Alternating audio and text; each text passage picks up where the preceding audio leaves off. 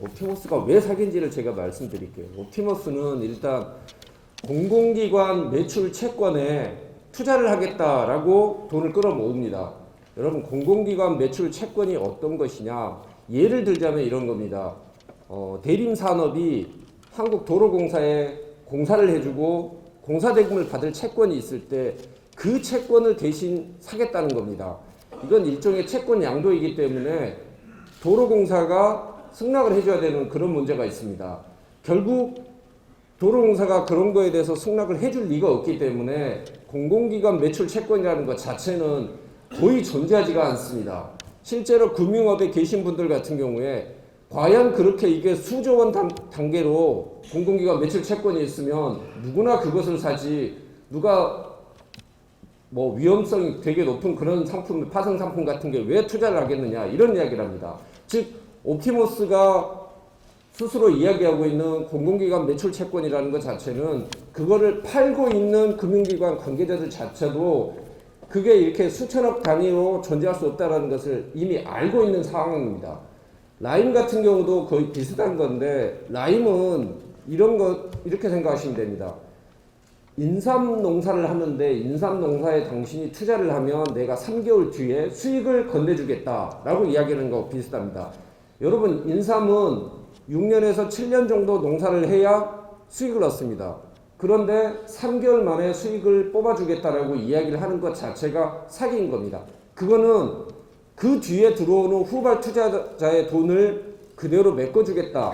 즉 처음부터 폰지 사기를 하겠다라고 계획을 한 그런 형태가 되는 겁니다. 그러니까 옵티머스와 라임이라는 것은 아예 본질적으로 상품이 될 수 없는 그런 내용들입니다. 근데 이런 게 사모펀드의 형식을 빌어서 사실상 공모로 팔렸습니다. 여러분, 사모펀드는 원래 정말 전문가들끼리 모여서 높은 위험성 있는 상품을 니네끼리 니네 책임하에 한번 선수들끼리 한번 붙어봐라 라고 만든 게 사모펀드인데, 이거를 그냥 국민을 상대로 이거는 정말 안전해요, 공공기관 매출 채권 아시잖아요, 이런 식으로 이야기를 하면서 국민들한테 이걸 팔아치운 겁니다. 문제는 이런 말도 안 되는 상품이 팔리고 있는데도 그걸 알고서도 금융감독하고 있는 금감원이나 금융위에서는 아무런 조치도 취하지 않았다는 것입니다. 오히려 이게 문제가 된다는 것을 발견하고 났을 때 금융감독원과 금감위는 이 사실을 덮는 데 급급했습니다.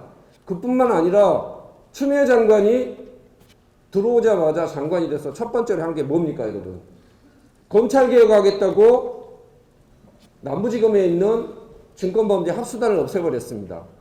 즉, 이 라임과 옵티머스의 돈이 어디로 들어가는지를 알 수 있는 유일한 수사기구를 해체시켜버린 겁니다. 그리고 나서 추미애 장관은 지금 뭐라고 합니까? 검찰이 옵티머스를 덮었고 야당과 검찰이 라임 김봉현에게 향응을 제공받았다, 이런 식으로 이야기를 하고 있습니다. 자, 여러분, 라임 김봉현한테 양복을 받은 게 우리 당입니까? 기동민 의원입니다. 여러분, 우리 당과 검찰이 향응을 제공을 받았다라고 이야기를 하고 있는데, 그러면 김봉현하고 같이 해외여행을 간 의원들은 그럼 김봉현 똘만입니까? 우리 당 의원들이 김봉현이하고 같이 해외여행 갔습니까? 아닙니다. 김봉현한테 수천만 원 돈 받은 이상호 우리 당입니까? 아닙니다. 민주당 지구당 위원장입니다. 옵티머스 거는 더 황당합니다. 여러분, 옵티머스 처음에 이걸 설계하고 만들었던 이혁진 누구 특보였는지 아십니까? 문재인 후보의 특보였습니다. 옵티머스의 전신인 에스크베리타스, 거기에 사내 이사로 있었던 자도 문재인 후보의 특보였습니다. 어디를 가나 옵티머스에는 문재인 정부하고 관련되어 있습니다. 여러분, 옵티머스가 복합기 대금 납품해 주는 거 우리 당 대표입니까? 이낙연입니다. 근데 왜 우리 당이 옵티머스하고 관련됐다고 이야기하는지 참으로 이해가 안 됩니다. 그뿐만 아닙니다. 여러분, 옵티머스 건을 보면은 페이프 컴퍼니가 있고 자금이 흘러들어가는 저수지가 있습니다.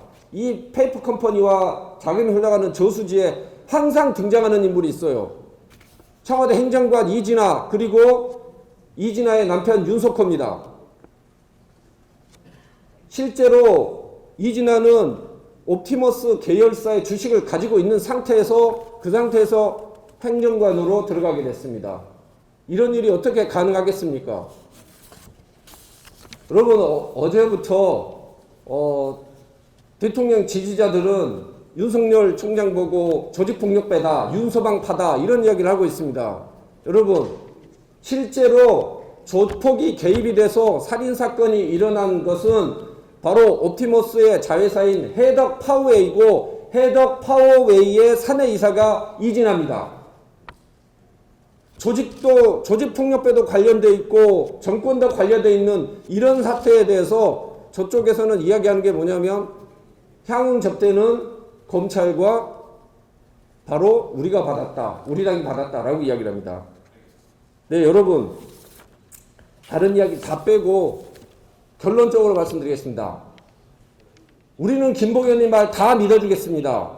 국민들 다 믿어줄 테니까 김봉현님 말에 의하면 야당도 개입돼 있고 검찰도 개입돼 있고 여당도 개입돼 있는 거 아닙니까? 강기정 수석이 5천만 원 받은 거 그거는 그 이야기할 때는 사기꾼이고 야당한테 향응 접대했다라고 이야기를 할 때는 의인일 수 있습니까? 여러분, 말이 안 됩니다.